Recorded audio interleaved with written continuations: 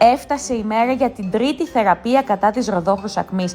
Derma-G Lab, και πάμε σε αυτόν τον υπέροχο χώρο, σε αυτό το εκπληκτικό Ινστιτούτο, να βρω την αργυρούλα μου, η οποία με έσωσε κυριολεκτικά από τη ροδόχρους ακμή, από την οποία υπέφερα 4 ολόκληρα χρόνια. Ήταν γεμάτο το πρόσωπό μου κοκκινίλες, πυριά και φλίκτενες, και εγώ ήταν κυριολεκτικά. Και τώρα, μετά από 2 θεραπείες, χωρίς χάπια και αντιβιώσεις, που αυτό είναι πάρα πολύ σημαντικό, γιατί οι αντιβιώσεις για το νόσημα της ροδόχρους είναι πάρα πολύ ισχυρές, η Αργυρό κατάφερε με αυτή την τόσο χαλαρωτική θεραπεία να την νικήσει και να ηρεμήσει το πρόσωπό μου, να τη φέρει δηλαδή σε ύφεση.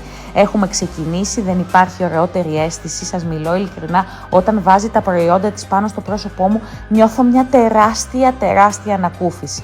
Τελειώσαμε, αυτό είναι το αποτέλεσμα, τρίτη θεραπεία κατά της ροδόχρους. Να βρείτε την Αργυρό στο Derma-G Lab στα Μελίσια, πήρα και την κρέμα μου και είμαι έτοιμη για την επόμενη.